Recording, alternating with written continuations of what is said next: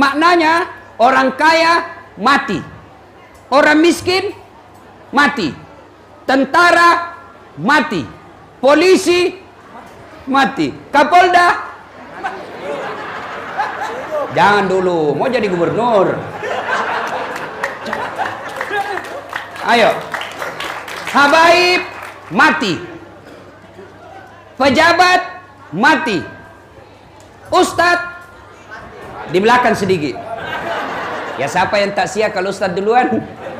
Tapi kalau saya bapak ibu tidak ada persoalan. Bapak-bapak duluan, saya di belakang boleh. Atau saya di belakang, bapak-bapak duluan boleh juga.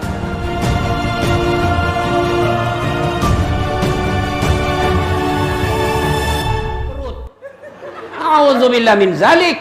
Banyak itu kita baca berita begitu. Makanya tiap Jumat Allah ingatkan, hati-hati kok bos. Kamu Islam, tapi belum tentu kalian mati dalam keadaan Islam. Itulah sebabnya tiap Jumat Allah ingatkan kepada kita, wahai orang-orang yang beriman, ya ayyuhalladzina amanu taqullaha haqqa tuqatih wa la tamutunna illa wa antum muslimun. Janganlah kamu mati kecuali dalam keadaan beragama Islam. Wa qala idzan bismillahirrahmanirrahim, ya ayyuhalladzina amanu dukhulu fis silmi kaffatan wa la tattabi'u khutuwatis syaitan ya ayyuhalladzina amanu dukhulu fis silmi kaffatan wa la tattabi'u khutuwatis syaitan innahu, sesungguhnya setan itu musuh yang nyata bagi kalian.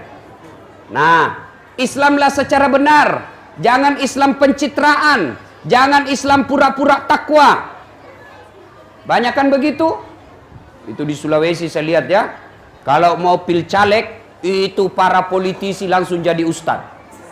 Pakai songkok, pakai gamis, pegang tasbih, foto, pasang baleho 4x6.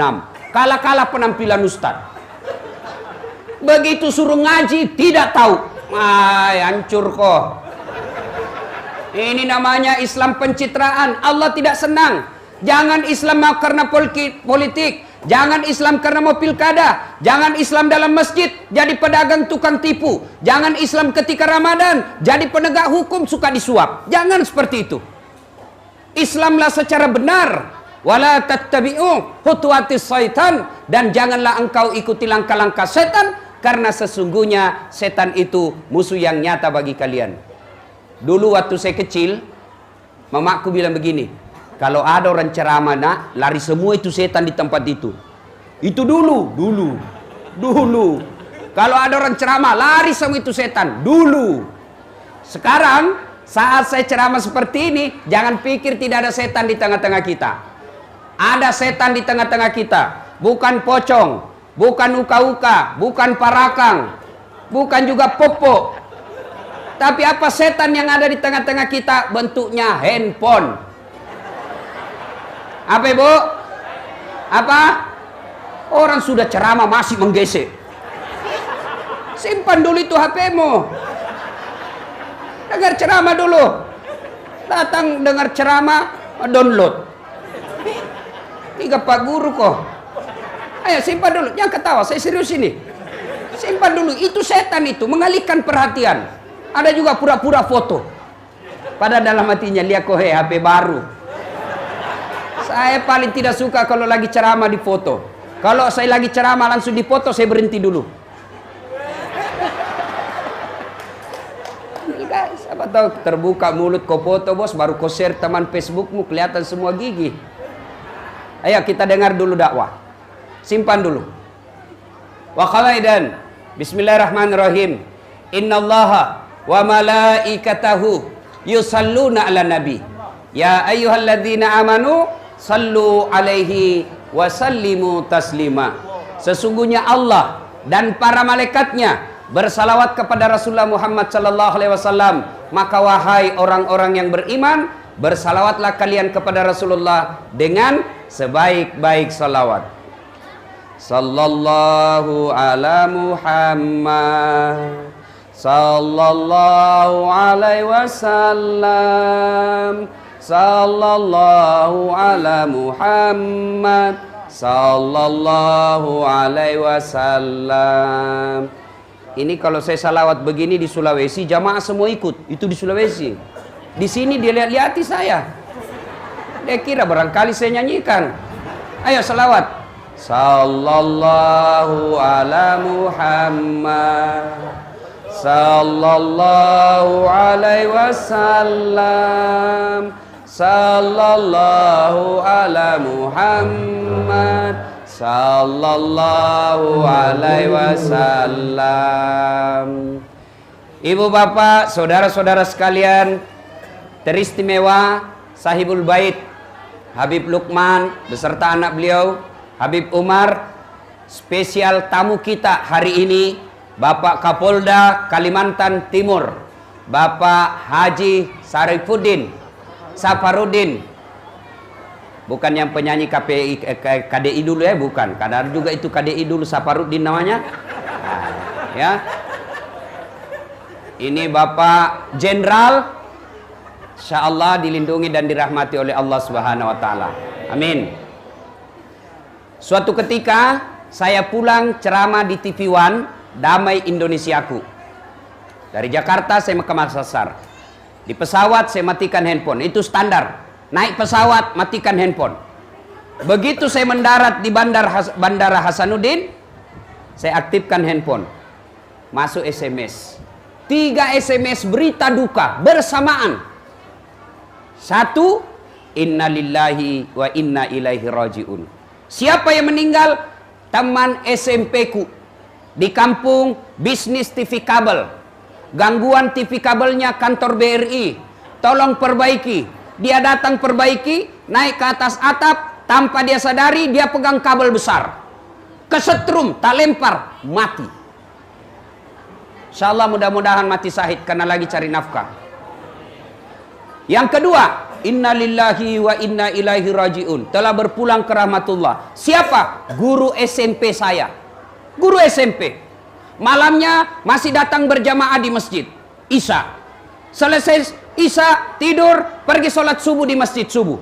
Selesai sholat subuh, tidak enak dia rasa, meninggal di dalam masjid. Selesai sholat subuh, insya Allah mati dalam keadaan Islam. Dia masih ada wudhu. Selesai sholat subuh. Yang ketiga, ucapan inna lillahi wa inna ilaihi rajiun. Siapa? Suaminya sepupu 2 kali saya, Jalan Anoang, Makassar. Dia pensiun. Sudah pensiun, dia bilang sama istrinya, Bu, kita pergi makan dulu soto Banjar. Kalau di Sulawesi Selatan Makassar ada soto Banjar paling enak dekat kantor pos. Tapi paling enak kalau Banjar sendiri yang bukan di sini, yang bikin di sini. Paling enak pasti di sini, aslinya. Nah, dia bilanglah sama istrinya, kita pergi makan soto Banjar. Ayo Pak. Dia bilang suaminya, ibu duluan pakaian, karena biasanya perempuan lama persiapan. Nah, ibunya lagi dandan, berpakaian. Suaminya keluar sambil nunggu, dia keluar. Mau ke tangga, nyebranglah dia. Antara rumah dengan jalan raya, ada jembatan. Kira-kira sekitar 1 meter. Jembatannya kecil aja. Terpeleset, jatuh, meninggal. Masya Allah. Innalillahi wa inna ilaihi rajiun. 3 kasus ini masih muda, tidak sakit, sehat walafiat, meninggal dunia pada saat yang bersamaan. Apa hikmah dari sini? Saya ingin menggugurkan, saya ingin menghilangkan pendapat atau keyakinan yang selalu berkata orang mati harus tua dulu, orang mati harus sakit dulu. Biasanya kita ketika cerita kematian, anak muda langsung orang tua dia lihat-lihati. Yang sudah pensiun, yang sudah putih rambutnya, yang sudah susah berdiri. Oh tidak. Berapa banyak orang tua sehat walafiat, kuat, 90 tahun umurnya, cucunya meninggal baru belasan tahun. Ada lagi orang bilang, orang meninggal itu harus sakit dulu. Tidak. Berapa banyak orang kita keluar masuk pergi besuk, orang sakit, ternyata pembesuknya yang meninggal. Banyak seperti itu. Yang namanya kematian tidak harus tua dulu. Yang namanya kematian tidak harus sakit dulu. Yang namanya kematian, al-mautu babun, kata Nabi. Mati adalah pintu yang setiap kita pasti melewatinya. Bahkan ulama kita mengajarkan mati itu seperti buah. Coba lihat buah Pak. Coba lihat buah. Yang tua jatuh. Yang mengkal jatuh. Yang pucuk-pucuk pun jatuh. Yang baru keluar pun jatuh. Maknanya orang kaya mati. Orang miskin mati. Tentara mati. Polisi mati. Kapolda jangan dulu, mau jadi gubernur. Ayo. Habaib mati. Pejabat mati. Ustadz di belakang sedikit. Ya siapa yang tak siap kalau Ustadz duluan? Tapi kalau saya Bapak Ibu tidak ada persoalan. Bapak-bapak duluan, saya di belakang boleh. Atau saya di belakang, bapak-bapak duluan boleh juga. Tidak ada masalah ya. Nah, ibu bapak, saudara-saudara sekalian yang saya hormati, bicara tentang kematian, semua kita takut mati.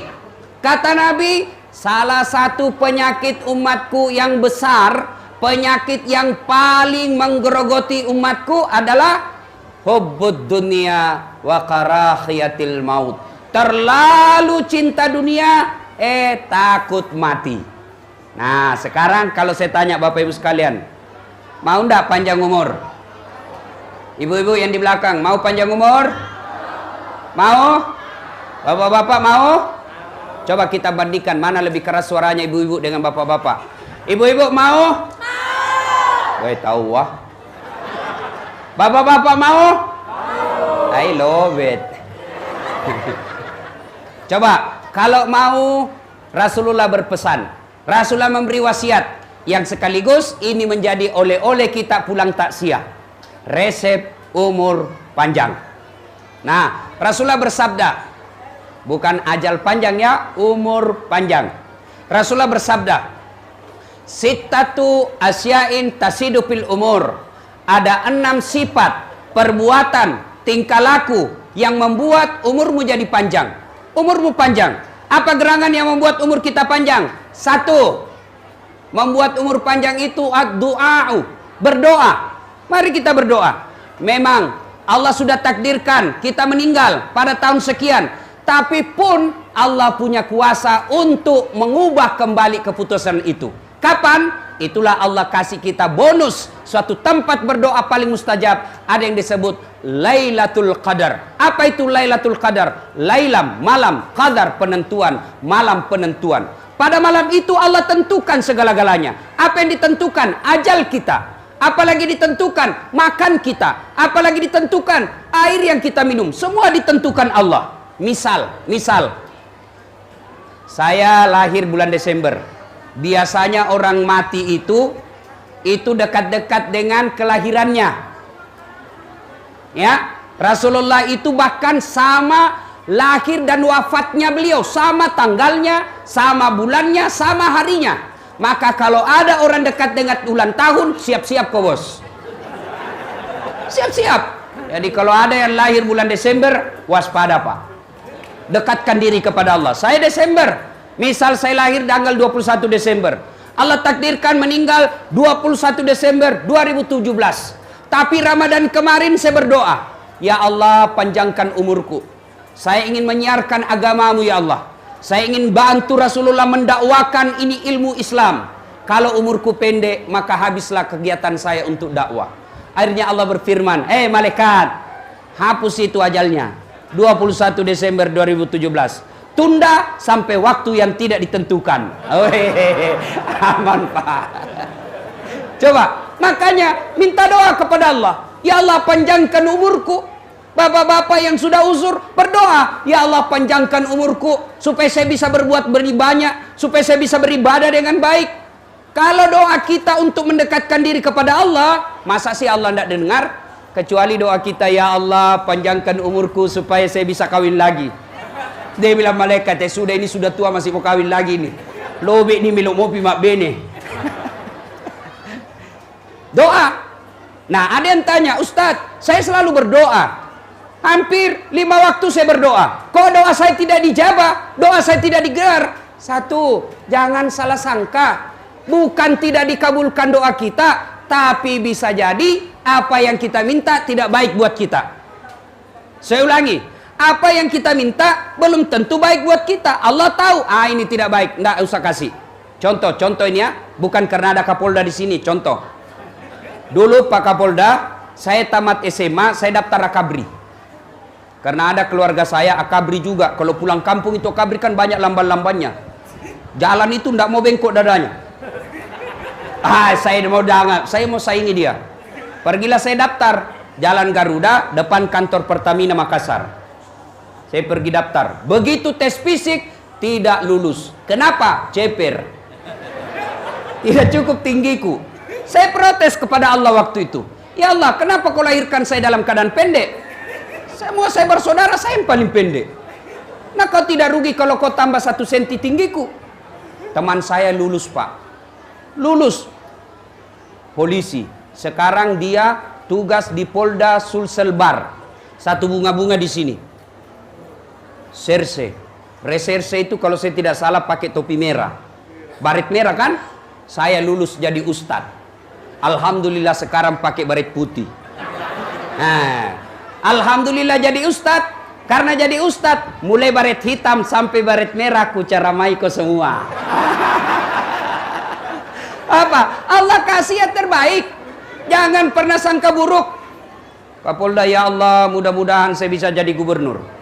Ternyata tidak terpilih. Jangan sangka buruk. Itulah yang terbaik buat Allah.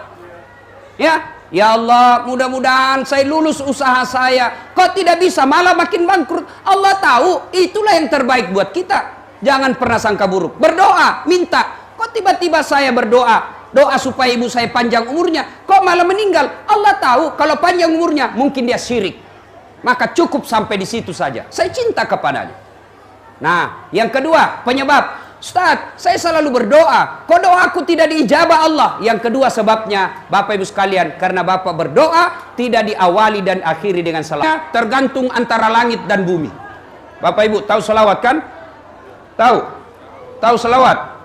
Ada mahasiswa saya ujian skripsi. Saya bilang, supaya berkah ini ilmu saya kasih kau salawat kepada Nabi. Apa dia bilang? Salawat kepada Muhammad. Ulangi, salah. Salawat kepada Muhammad. Salah kok. Langsung dia bilang, yang mana itu Ustaz? Saya bilang, Allahumma salli ala Sayyidina Muhammad wa ala ali Sayyidina Muhammad. Langsung bilang, oh diganti nih Pak Ustaz. Bukan diganti, kau yang beleng-beleng. Ada salawat diganti-ganti. Gubernur kapan diganti? Tidak.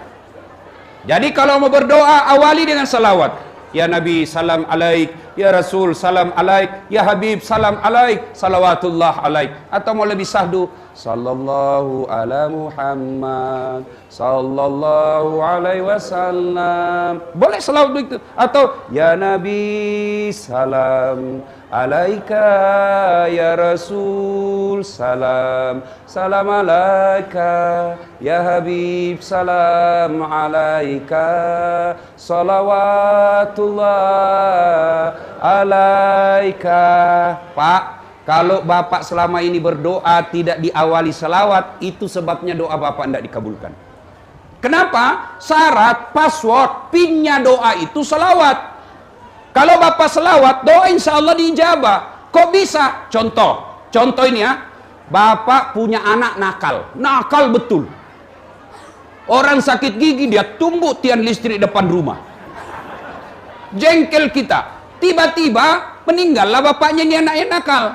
Datanglah minta maaf, minta tolong sama bapak. Pak, tolonglah saya mau bayar uang sekolah tapi tidak ada duit, pinjamlah duit Pak. Bapak ingat, ini anak kurang ajar, saya sakit gigi, dia ganggu saya terus. Tidak bantu kau. Datang istri kita, Pak, jangan kau lihat itu anaknya, ingat bapaknya. Bapak itu teman bubuhan ikam, bantulah dia. Tapi ini anak nakal banar, kada ada apa-apa. Akhirnya ditolong. Ibunya kata, bantu, jangan kau lihat anaknya, ingat bapaknya. Bapaknya baik dan bapaknya itu sahabat kamu. Akhirnya apa? Ditolonglah anak ini. Bukan karena itu anak, tapi karena kita ingat jasa baik bapaknya. Kalau Allah lihat dosa kita ini, yang tukang tipu, jangankan orang lain, istri kita aja kita tipu. Bayangkan, suka makan barang haram, suka bicara bohong, suka fitnah kiri kanan, jarang berbuat baik, berdoa. Manalah Allah mau dengar doa kita. Tapi karena kita sebut kekasih Allah, Yang Allah tidak cintakan langit dan bumi ini kecuali karena cintanya kepada Rasulullah. Kita sebut itu orang yang dicintai Allah. Ya Allah, ya Rasul, ya Habib Allah. Disebut terus-terus. Akhirnya Allah dengar doa kita karena cintanya kepada Rasulullah Muhammad sallallahu alaihi wasallam. Nah, doa. Ini yang pertama. Kalau mau umur panjang, banyak-banyaklah berdoa. Minta kepada Allah. Alhamdulillah.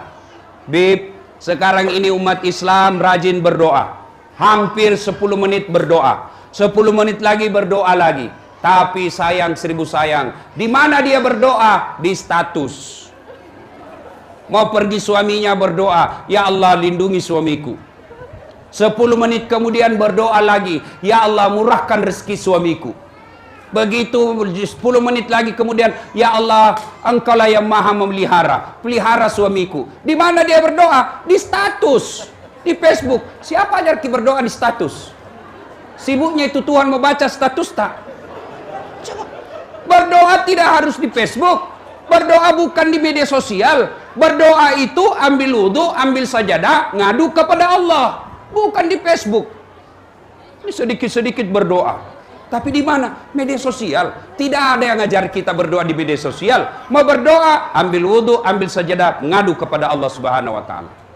Yang keempat, penyebab doa tidak dijabah Allah. Penyebab doa tidak dijabah Allah. Apa? Karena kadangkala kita berdoa, kita tidak tahu apa yang kita minta. Ini saya perlu jelaskan. Doa itu bukan menghafal. Halo Pak, doa itu bukan menghafal. Kadangkala kita ini ngambil kitab, baca, tapi kita hafal. Kita tidak tahu apa yang kita minta. Berdoa tidak harus bahasa Arab. Berdoa tidak harus bahasa Al-Quran. Tidak harus. Tapi memang dianjurkan, berdoalah engkau seperti apa yang diajarkan Al-Quran. Tapi bukan kewajiban, anjuran. Nabi hanya menjelaskan, berdoa memakai bahasa ibu. Bahasa apa? Bahasa Bugis. Boleh. Bahasa Jawa silahkan, bahasa Banjar juga boleh. Yang penting Bapak apa yang Bapak ucapkan paham. Jangan sampai setengah mati 30 menit berdoa dia tidak tahu apa yang diminta. Dia bilang malaikat, "Weh, apa maksudmu bos? Kau mau doakan mamamu itu, kau minta hujan." Coba, tidak tahu apa yang dia minta. Makanya berdoa itu tidak harus bahasa Arab. Berdoa bahasa Bugis itu berdoa mapaletu. Bahasa gaulnya curhat. Silakan. Bahkan boleh berdoa begini, ya Allah, engkau sudah tahu apa yang ku mau, berikanlah. Sudah paling ringkas itu. Paling ringkas misalnya, ya Allah, kau sudah tahu apa yang kau mau, berikanlah saya. Ah, sudah, boleh Pak. Jangan ketawa, saya serius ini. Daripada Bapak panjang tidak tahu apa yang Bapak minta, malaikat bingung. Bos, apa kau minta? Lain di mulut, lain di hati. Kalau berkaitan dengan orang meninggal, apa yang kita minta? Satu, ya Allah, ampuni dosa almarhumah. Misalnya almarhumah ini. Satu, ampuni dosa. Dua, terima amalnya. Kenapa? Ada amal yang tidak diterima. Mana amal yang tidak diterima? Bersedekah bukan atas nama Allah. Bersedekah karena kepentingan tertentu, maka Allah tolak. Ketika di akhirat kelak dia tanya, dia cari, ya Allah, mana pahalaku nyumbang jilbab? Ya Allah, mana pahalaku nyumbang tegel? Ya Allah, mana pahalaku nyumbang sarung? Kata Allah, yang bener aja bos. Kau dulu nyumbang itu kan mau dicoblos. Dan kau sudah dicoblos. Kau sudah dapat pahalanya. Kau tidak dapat apa-apa di sini karena kau menyumbang bukan mencari ridaku. Tania pamaseku usapa. Nah, Ibu bapak saudara-saudara sekalian yang saya hormati, inilah resep pertama, mau punya umur yang panjang, banyak-banyak berdoa. Yang kedua, kalau mau lagi berdoa, saya ulang. Yang 4 tadi, saya lupa ya. 1, kalau untuk orang meninggal, 1, ampuni dosanya. 2, terima amalnya. 3, lipat gandakan. Yang tadinya misalnya amal dia bawa cuma 10, kita berdoa, ya Allah mudah-mudahan 10 itu menjadi 100. Mudah-mudahan 10 itu menjadi hingga tak terhingga nilainya. Kenapa? Orang sudah meninggal tidak bisa lagi nambah-nambah amalnya. Dan yang keempat, lapangkan alam kuburnya. Inilah doa buat orang tua kita yang sudah meninggal. Sekarang Bapak Ibu Saudara sekalian, yang pertama mau umur panjang, berdoa. Yang kedua mau umur panjang adalah birrul walidain. Berbuat baiklah kepada kedua orang tuamu. Apa hubungannya Ustaz? Bukankah Allah berfirman menjelaskan ridallah fi ridal walidain, suktillah fi suktil walidain. Ridanya Allah tergantung ridanya kedua orang tua, murkanya Allah tergantung murkanya kedua orang tua. Maknanya kalau kita rajin mendoakan orang tua kita karena wujud kecintaan kepada orang tua itu, maka Allah menjadi ridha kepada kita. Dan ketika Allah ridha kepada kita, maka diberikanlah umur yang panjang. Nah sekarang mari kita lihat kecintaan kepada orang tua sekarang. Lihat anak-anak kita sekarang Pak. Saya pernah diundang ceramah di Batu Licin, Tanah Bumbu. Selesai saya ceramah, datanglah bapak-bapak, nangis di depan saya, dia pegang paha saya. Ustadz, doakan saya. Saya bilang, kenapa? Doakan saya Ustadz. Saya 4 tahun merantau dari Sulawesi. 4 tahun saya sukses, 2 bulan terakhir saya bangkrut. Andai saja saya bangkrut tidak masalah. Saya bangkrut meninggalkan banyak utang. Saya dikejar penduduk di sini mau dipotong karena utang saya banyak. Mobil saya semua disita. Saya bilang, baiklah, tidak usah cerita semua penderitaannya. Saya mau tanya dan tolong jawab dengan jujur. Jujur jawab. Bagaimana perlakuan bapak kepada orang tua selama ini? Apa dia bilang jawabannya? Selama 4 tahun saya merantau Ustaz, memang saya tidak pernah pulang kampung. Saya bilang dalam hati, oh ini sebabnya bos. Sebabnya. Bapak mau naik pangkat, ini ada anggota polisi. Bapak mau naik pangkat, tidak usah cari muka sama Kapolda. Bapak sudah punya muka yang baik. Kadang-kala kita cari muka, kita cari barakah, pergi ziarah kubur, karena ini. Berkah hidup kita seorang manusia ada sama ibu bapak. Saya heran lihat pegawai-pegawai sekarang. Sama wali kota dia cium tangannya. Ini, siap. Sama mamanya, ndak hormat. Siapa ajar? Mau berkah hidup, muliakan orang tua. Coba lihat anak-anak yang servis orang tuanya dengan baik, yang memuliakan orang tuanya dengan baik, insya Allah hidupnya tidak akan sengsara. Coba lihat. Bukti di tempat ini.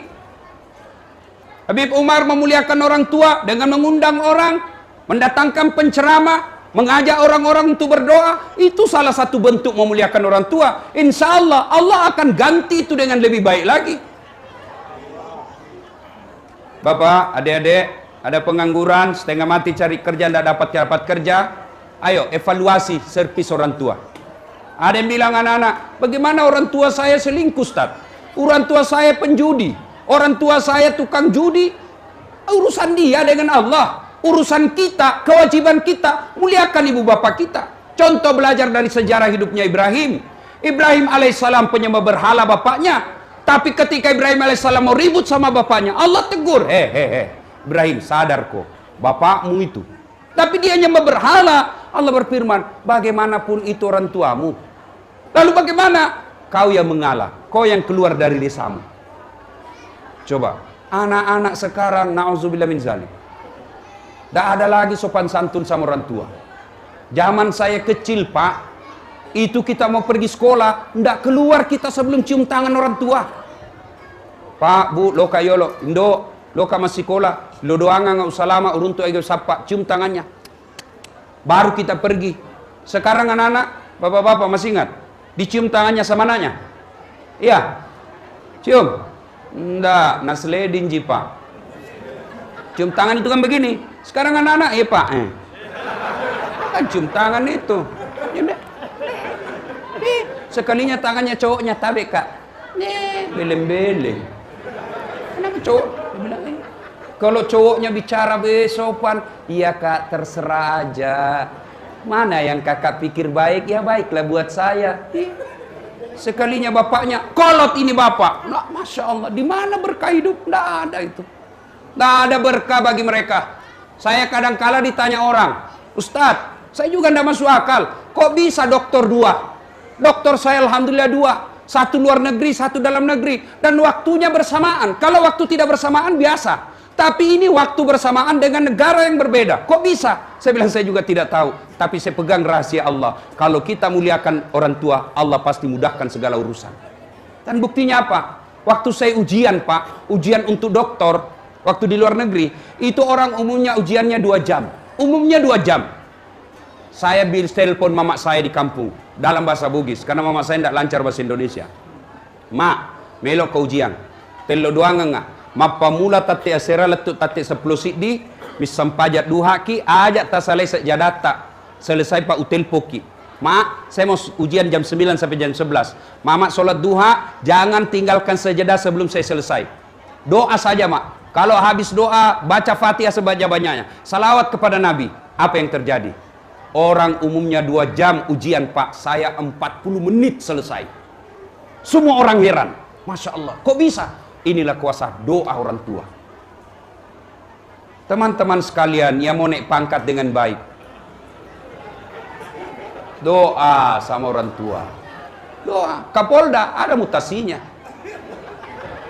Betul. Pak Kapolda mau jadi gubernur, tidak usah cari muka kiri kanan. Kerja baik, layani masyarakat, minta ridha orang tua, Allah muluskan perjalanan. Siaplah. Adik-adik sekalian mau hidup bahagia, muliakan orang tua. Ibu-ibu sekalian mau bahagia dunia akhirat, muliakan orang tua, termasuk mertua. Sekarang kita kadang kala sopan sama orang tua, tapi mertua kita kurang ajar. Ibu, halo ibu, halo. Ini biasa juga ibu-ibu sayang betul sama suami, tapi tidak sayang sama orang tua suami. Tidak boleh itu. Mentang-mentang mertuanya hipertensi, datang mertuanya dari Sulawesi, langsung dia bilang, datang lagi bapakmu. Biasa, bawa beras 50 kilo, bulan nanti 2 juta. Pak, kalau ada istri pian seperti ini, tidak tahu menghormati suami, istri-istri seperti ini, Pak, Anda usah dicerai, kasihan dia janda. Jadi dia apa, Ustadz? Tambah jadi 2. Biar dia tahu rasa. Iya. Mestinya istri yang baik, datang mertuanya, dia sujud syukur, berdoa kepada Allah. Ya Allah, alhamdulillah kau kirim orang tua ini. Gara-gara inilah orang tua sehingga saya punya suami. Andai saja orang tua ini tidak punya anak, maka mungkin sampai sekarang saya jadi gasturi, gadis tua Republik Indonesia. Alhamdulillah. Maka baik-baiklah servis orang tua. Bapak saudara-saudara sekalian, kemuliaan kita anak, mau umur panjang, maka birrul walidain, berbuat baiklah kepada kedua orang tua. Adik-adik sekalian yang masih sekolah, adik-adik sekalian yang masih kuliah, gimana cara berbuat baik kepada orang tua? Selesai semester, bawa buku laporan, perlihatkan hasil ujian kita. Mak, ini hasil ujian saya, IPK saya 2,7. Ini standar, mak. Doakan saya, insya Allah semester depan 3,0. Kalau ibu kita sudah bilang amin, maka itulah doa. Doa dari anak, dari orang tua, tidak mesti dia tahajud orang tua kita. Ketika kita telepon, mak, saya mau naik pangkat, mak, saya mau ujian, mak, saya mau ikuti sesuatu perlombaan, doakan saya supaya saya berhasil apa yang saya mau. Begitu ibu kita bilang amin, itulah doa. Maka biasakan hubungi orang tua. Setiap mau melakukan sesuatu, minta ridha orang tua. Ridhanya Allah tergantung ridhanya kedua orang tua. Kalau orang tua kita sudah bilang, silakan nak, insya Allah berkah dan doaku ada menyertaimu, insya Allah berkah itu. Tapi kalau ibu kita bilang tidak mau, tidak halal semua air susu yang kau minum, wah sudah hilang sudah berkah kita itu. Sekarang Bapak Ibu Saudara-saudara sekalian, mari kita lihat anak-anak kita. Mari kita lihat anak-anak. Anak-anak kita sekarang, Pak, cerdas-cerdas, cakep-cakep. Saya biasa heran lihat, bapaknya ndak cakep, mamanya juga ndak cantik. Kok bapaknya cakep? Ah, ini pengaruh gizi kali. Anak-anak sekarang, Pak, cantik-cantik, cakep-cakep, cerdas. Coba lihat itu anak-anak. Saya kalau nge-SMS sudah pakai 2 jari, pegang handphone dengan baik, masih kadang-kala salah ketik. Itu masih salah ketik. Anak-anak sekarang sambil bawa motor nge-SMS lancar, Pak. Cerdas anak-anak kita sekarang. Luar biasa. Saya biasa bingung, bagaimana cara lancar betul. Dia tidak lihat itu papan SMS. Ya, lancar. Masya Allah. Satu kurangnya anak-anak kita sekarang. Apa? Kurang ngajar.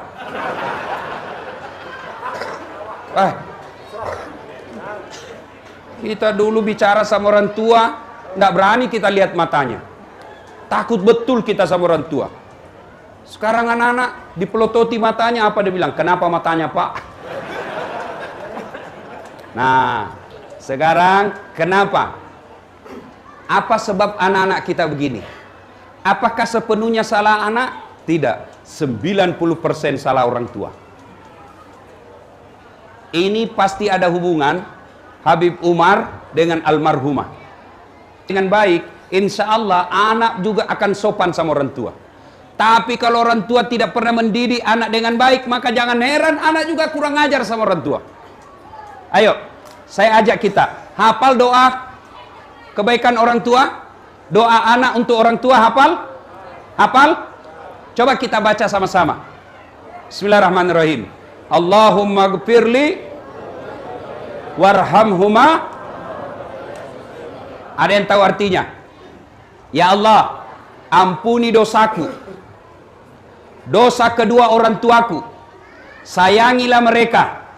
Garis bawah ini, sayangi mereka sebagaimana mereka menyayangi saya dari kecil sampai sekarang. Garis bawahi, sebagaimana mereka menyayangi saya. Kalau kita menyayangi anak tidak sayang, maka anak pun tidak akan sayang kepada kita. Maka saya heran, ada mahasiswa saya curhat sama saya, Ustadz, ibu saya sakit kok tidak ada perasaan sakit dalam hati saya. Ibu saya sakit kok rasanya biasa-biasa saja. Tapi ketika pembantu saya sakit, saya mau langsung pulang dari kelas. Kenapa? Karena ternyata memang pembantunya lebih dekat daripada orang tuanya. Bagaimana anak kita mau cinta sama orang tua? Siapa yang didik anak kita? Orang yang bukan hubungan keluarga. Tinggi sekolah bapaknya, tinggi pangkat bapaknya, yang didik anaknya. Anak orang tidak ada pengetahuan. Anak-anak kita dulu bagaimana tidak baik akhlaknya, karena memang orang tua cinta kepada anak, mendidik anaknya baik. Semua yang dulu-dulu tidak semuanya jelek, ada yang bagus kita contoh, terutama dalam mendidik anak. Apa itu contoh? Waktu saya kecil, kita mau tidur itu satu tempat tidur 3 orang di atas. Apa manfaatnya? Ada jadi mata-matanya orang tua, ada jadi intel. Mak, pacaran kakakku. Kenapa kau tahu? Saya dapat suratnya di bawah bantal. Nah, ada yang menjadi pengontrol karena kita bersaudara. Apalagi zaman dulu kita mau pergi main, apa? Dia bilang ibu kita, iya, Lono, pergi mi, tapi bawa adekmu. Kalau menangis adekmu, kau saya pukul. Orang Bugis bilang matarana. Lono, tiwi andrimu, menangis adekmu, saya pukul kau. Artinya apa? Kita punya tanggung jawab terhadap saudara.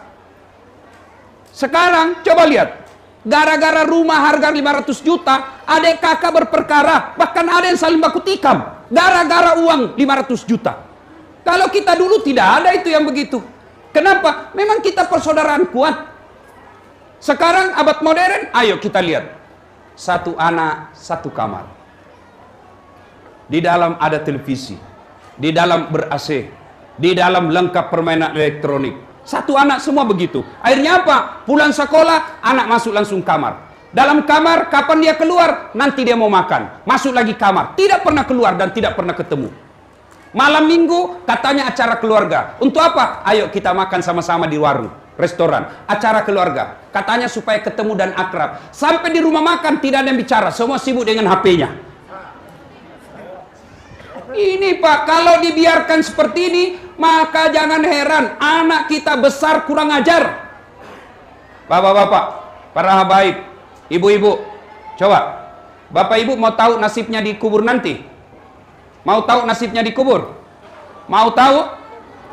Maka lihat anak kita sekarang. Lihat anak kita sekarang. Kalau anak kita sudah gadis tidak pakai jilbab, bisa dibayangkan bagaimana sengsaranya bapak nanti dikubur.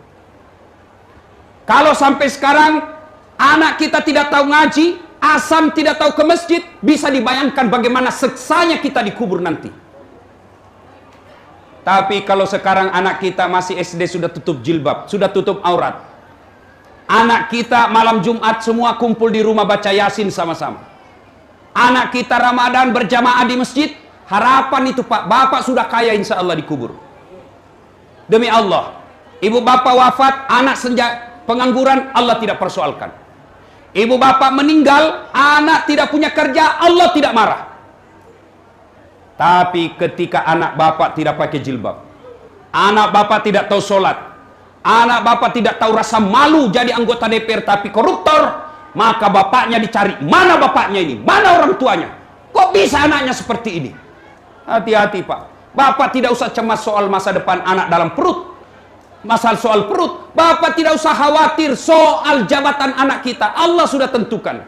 Yang perlu bapak ibu khawatirkan adalah anak kita wafat tidak tahu sholat. Auzubillah min zalik. Sayang seribu sayang. Kita orang tua terlalu bangga kalau anak kita pintar bahasa Inggris. Ustaz, hebatnya anaknya itu. Kenapa?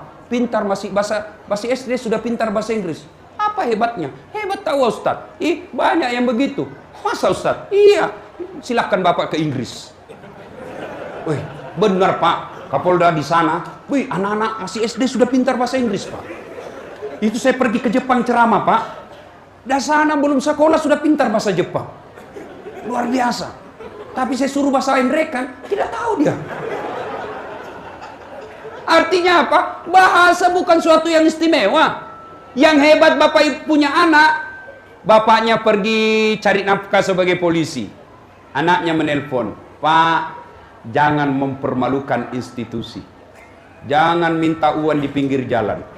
Bapak ditahu sama teman saya. Begitu bapak minta uang sama teman saya, hancurlah saya Pak. Rezeki tidak kemana-mana. Tegakkan harga diri bapak sebagai anggota polisi Republik Indonesia. Itu anak yang baik. Dia telepon lagi istrinya. Bu, dia telepon mamanya, Mama di mana? Saya mau ke pasar, Nak. Mama pakai jilbab apa tidak? Pakai jilbab. Mama longgar atau tidak? Longgar, alhamdulillah. Itu kalau punya anak seperti itu bapak sudah kaya. Bapak pernah ditelepon begitu anaknya? Pernah? Pernah? Paling SMS habis pulsa. Bapak saudara-saudara sekalian, didik anak sebaik-baiknya. Nah, ada yang nanya, Ustadz, bagaimana cara mendidik anak? Bapak tidak salah membaca psikologi pendidikan mendidik anak. Tidak salah. Tidak salah ketika membaca hasil penelitian Barat, Eropa cara mendidik anak. Tidak keliru. Tapi sesat ketika bapak meninggalkan Quran dalam mendidik anak. Bagaimana cara mendidik anak? Allah sediakan satu surah khusus untuk mendidik anak kita. Tata cara dan metode mendidik anak. Apa itu? Surah Luqman. Silahkan baca surah Luqman kurang lebih dari surah Luqman ayat 16 sampai dengan 21. Di situ diajarkan bagaimana cara mendidik anak kita. Sekarang yang menurut surah Luqman, satu yang banyak kita tinggalkan sekarang adalah kata Luqmanul Hakim, ya bunayya, wahai anakku, la tusyrik billah, jangan kau mensyirikatkan Allah. Sekarang ini mensyirikatkan Allah, saya yakin tidak ada sembah patung, tidak ada yang sembah berhala. Tapi saya curiga anak kita nyembahnya apa? Nyembah harta, nyembah jabatan, nyembah apa? Nyembah dunia. Nah, kalau kita di sini kira-kira untung sudah lewat musim batu. Cincin. Wah, dulu itu musim batu, Pak. Banyak yang syirik. Sampai-sampai tukang sayur saya di Makassar dia bilang, Ustadz, selama saya pakai ini batu saya, setiap pagi saya dipanggil ibu-ibu di kompleks ini. Saya bilang, pastilah karena sampean penjual sayur. Pasti dipanggil masih. Bapak saudara-saudara sekalian. Nah, ini yang kedua. Ingin umur panjang adalah birrul walidain. Berbuat baiklah kepada kedua orang tua sesuai firman Allah. Bismillahirrahmanirrahim. Imma yablughanna indakal kibra ahduhuma aw kilahuma fala taqul lahumā uff wa la tanharhuma wa qul lahumā qawlan karima. Shadaqallahul azim. Yang ketiga, resep umur panjang. Kita ulang dulu supaya kita tidak lupa. Satu, berdoa. Dua, berbuat baik sama orang tua. Dan yang ketiga, as-sadaqatu, bersedekah. Sedekahlah. Nah, ibu bapak saudara-saudara sekalian, apa hubungannya sedekah dengan umur panjang? Begini ceritanya bos.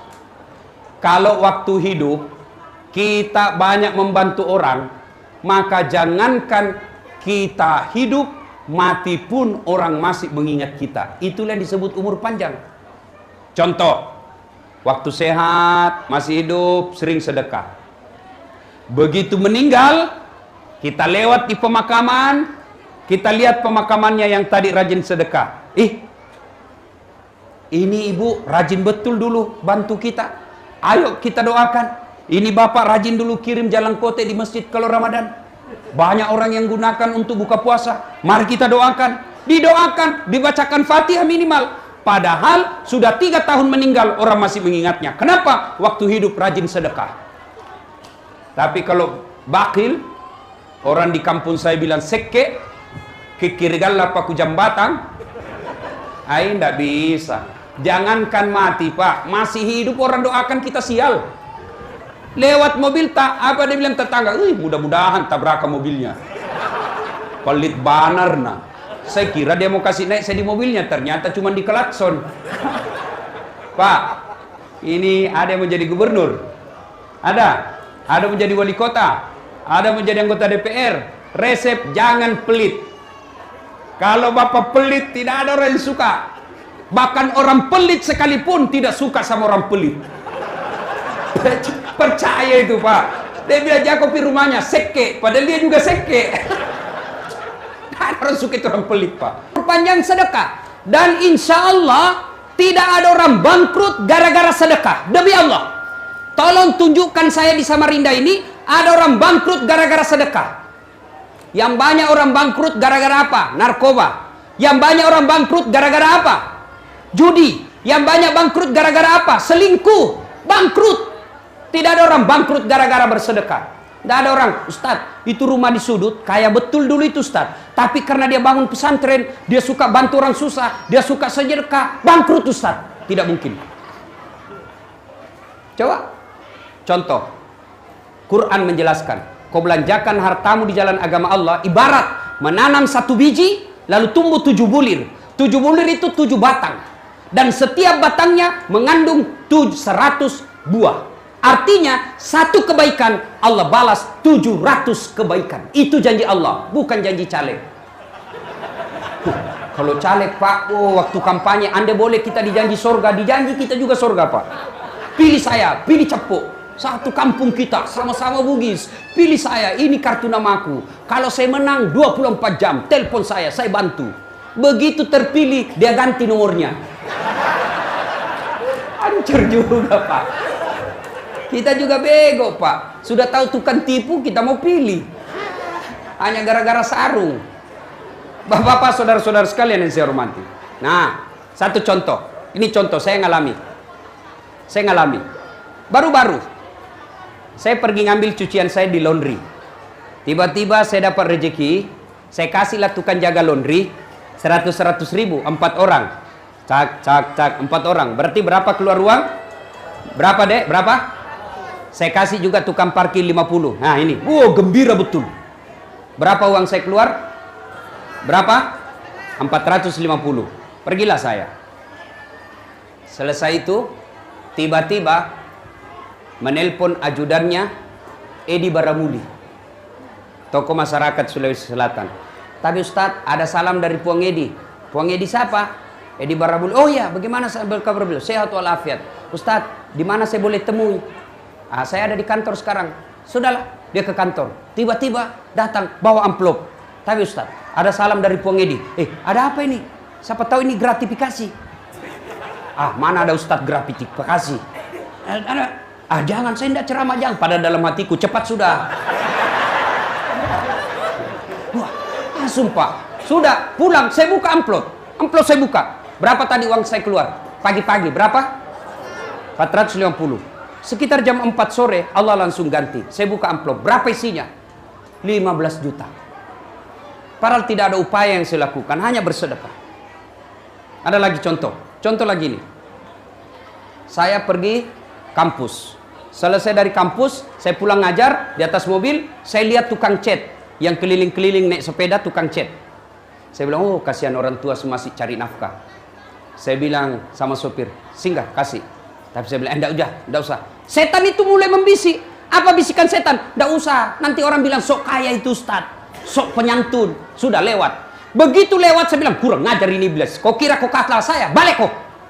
Saya bilang, sopir, balik. Padahal sudah lewat. Balik. Ini setan ini. Kau kira kau kalah saya? Balik. Setan kepanasan. Balik. saya kasih. Berapa saya kasih uang Pak? 100.000. Dia doalah, mudah-mudahan anak haji sehat walafiat, murah rezeki, sukses segala urusan. Coba, dia doakan saya. 100.000 saya kasih, banyaknya doanya. Kalau akal sehat, orang lagi berpikir, kenapa saya kau doakan? Doakan dirimu supaya kau berhenti jadi orang miskin. Itu kalau akal sehat. Tapi kan ini bukan akal hajat. Akal ini adalah agama. Sudah, lewatlah itu. Pulang. Sudah. Malam hari, saya janjian istri saya mau makan, rumah makan.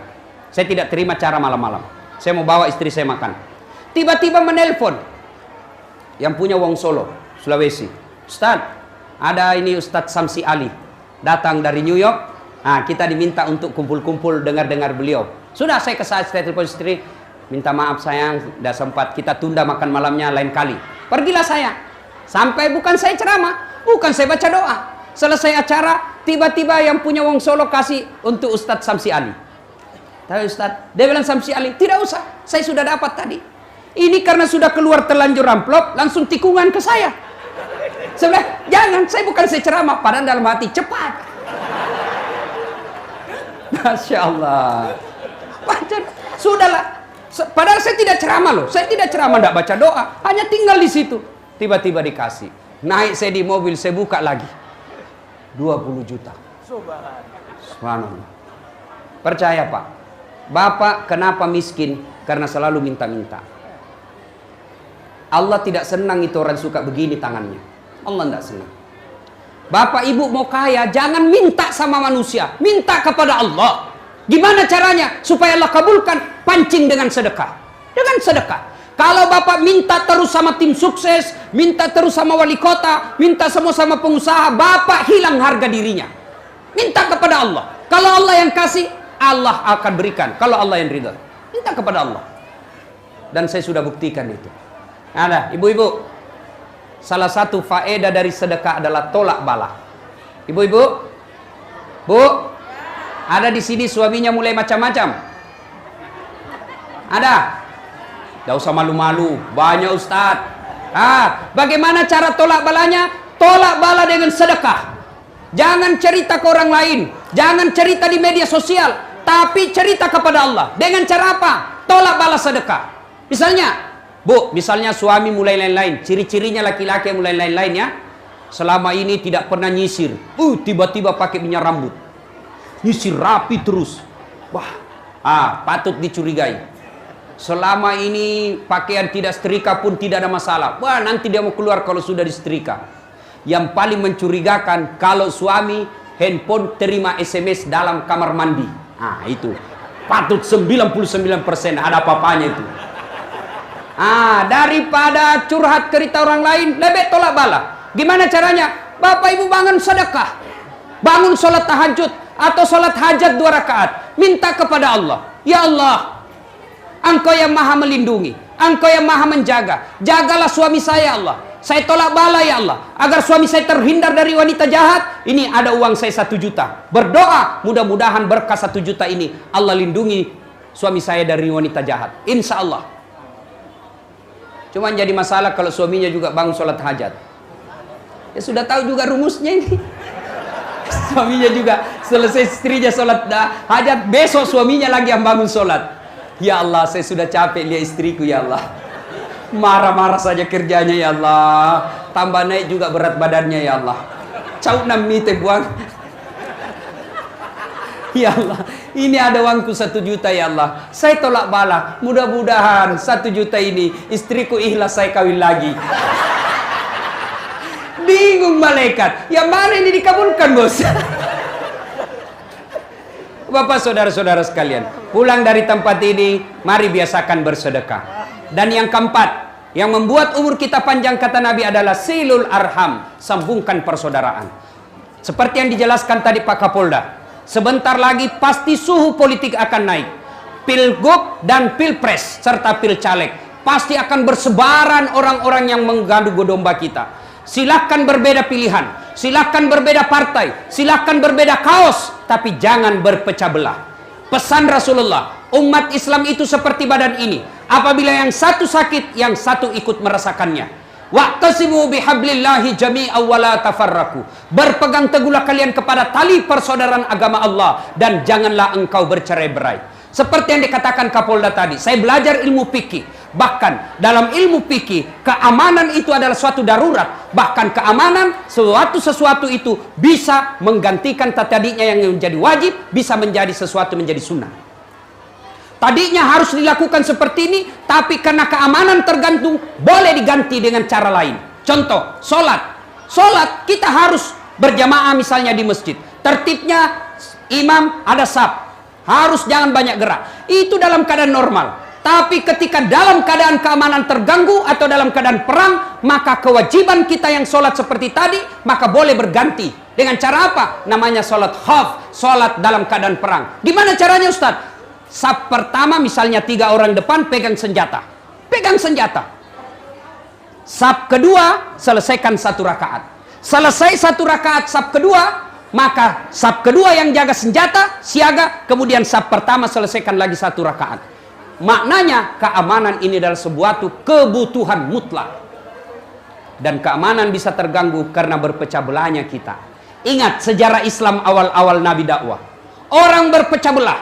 Ada saudara kandung bermusuhan. Contoh Khalid bin Walid.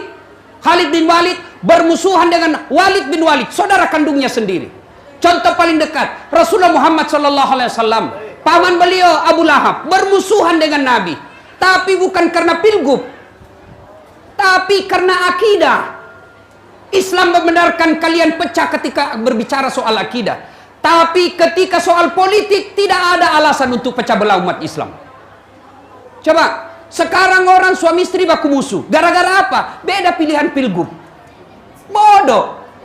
Orang mau dilantik kita yang baku musuh. Nah kasih kau gajinya. Lebih siapa calonmu? Ini. Siapa calonmu? Itu. Silakan. Umat Islam ini tidak boleh berpecah belah. Mau umur panjang kata Nabi, silul arham, sambungkan persaudaraan. Bapak saudara-saudara sekalian.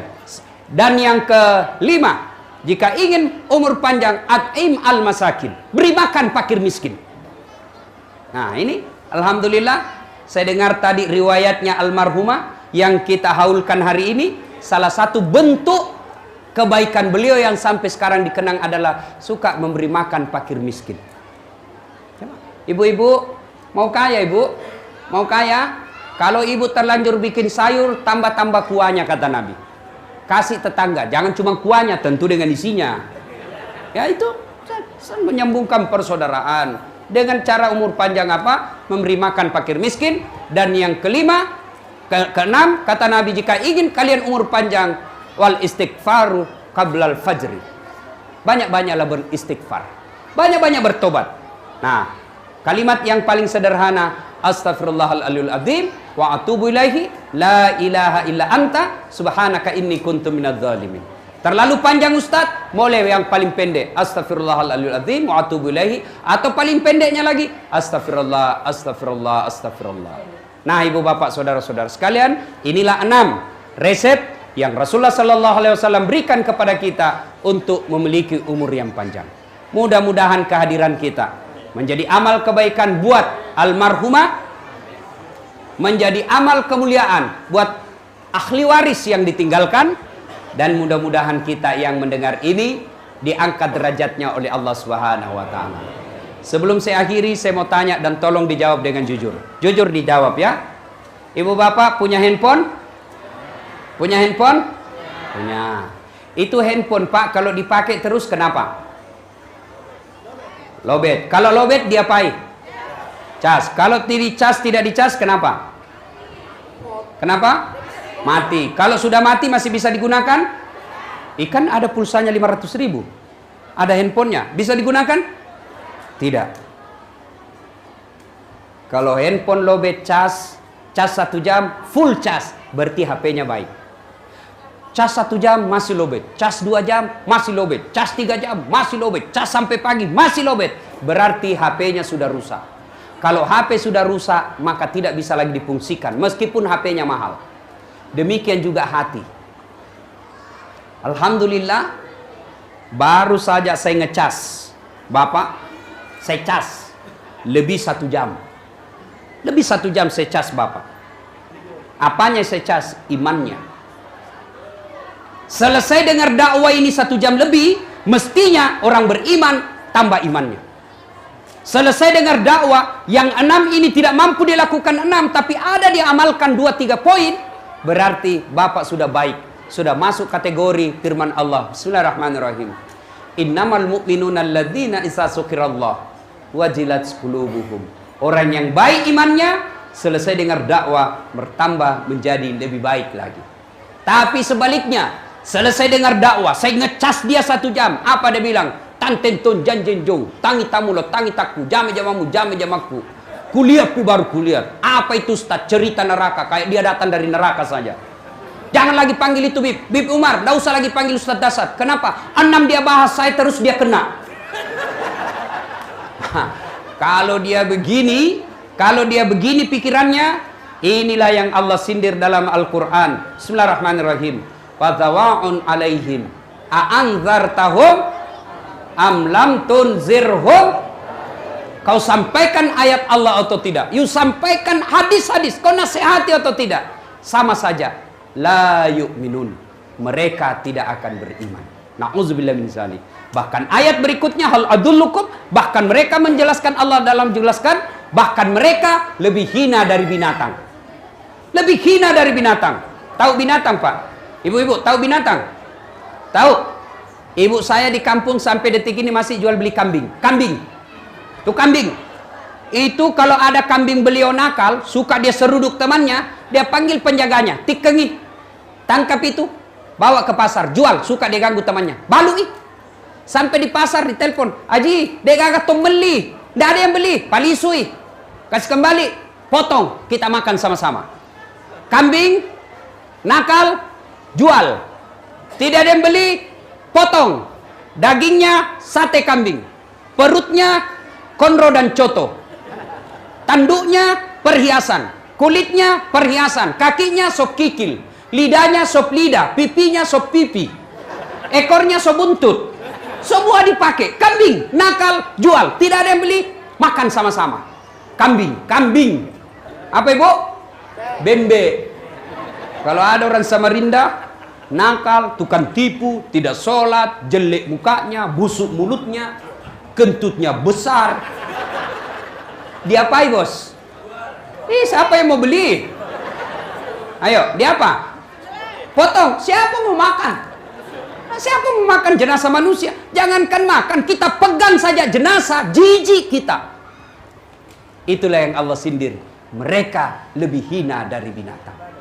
Salah satu kehadiran kita di tempat ini, selain wujud duka kita, mendoakan almarhumah dan memuliakan yang mengundang kita, salah satu tujuannya adalah agar kita tidak menjadi lebih hina dari binatang. Demikian, mudah-mudahan ada manfaat. Terima kasih Habib Umar yang mengundang saya datang ke tempat ini. Terima kasih Pak Kapolda atas kehadirannya di tempat ini dan mendengarkan tausiah bersama kita. Mudah-mudahan hajat dan keinginan kita terkabul oleh Allah Subhanahu wa taala. Demikian, sebelum kita akhiri, mari kita kirimkan suratul Fatihah kepada Rasulullah Muhammad sallallahu alaihi wasallam. Khasiat dan keutamannya kita ikhlaskan untuk ruh arwah orang yang kita haulkan hari ini. Ila hadratin Nabi Mustafa Muhammad sallallahu alaihi wasallam, summa hususil ruhil sahibul bait. Al-Fatihah. A'udzubillahi minasyaitonir rajim. Bismillahirrahmanirrahim. Alhamdulillah. Iyyaka na'budu wa iyyaka nasta'in. Shiratal ladzina an'amta 'alaihim. Amin. Terima kasih. Lebih dan kurangnya mohon dimaafkan. Nun wal kalam ya masrur. Billahi fi sabilil haq. Assalamualaikum warahmatullahi wabarakatuh.